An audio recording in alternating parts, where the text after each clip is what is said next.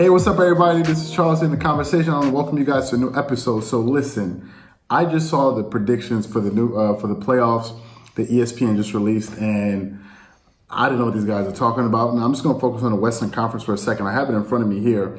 Let's just talk about the seeding that they have. So, the number one team that they have that's going to be with the number one seed in the Western Conference is the Houston Rockets.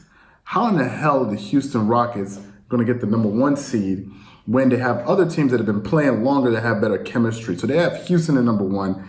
Then they have the Denver Nuggets at number two, the number two seed. They have the Clippers as the number three, Utah as number four, the Lakers at number five. Then you have the Golden State Warriors at six, and Dallas at seven, and the Portland Trail Blazers at number eight. Now, excuse me, but wasn't it just this last playoffs that we saw Portland advance to the second round and knock OKC out and do pretty good in the second round when they got there? How is it possible that Portland got all the way down to the eighth seed, Lakers got to the fifth seed, and now granted, the Lakers and the Clippers, they're both pretty high seeds.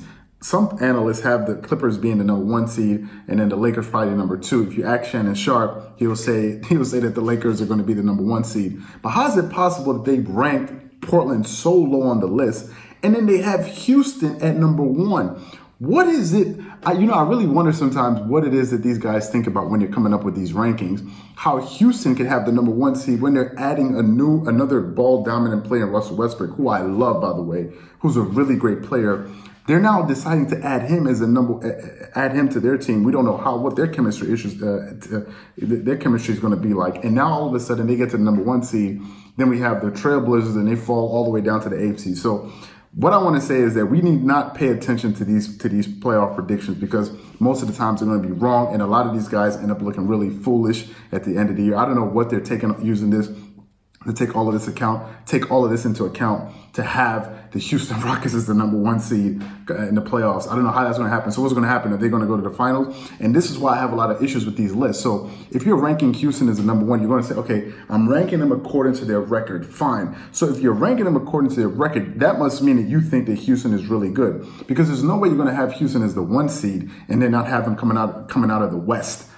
If you ask any normal person that's doing their rankings on their own, you and I, when we do our rankings, we're going to say we're picking number one according to the team that we think is the best team. So I don't know what this list ESPN is thinking about, and for me, I completely disagree with it. I have a completely different list. But what I want to know is, what's your list? Do you agree with the new ESPN list, having the Rockets as the number one seed and the Portland Trail Blazers all the way down there? You have Portland, you have Utah and Denver ahead of teams like the Lakers and many others.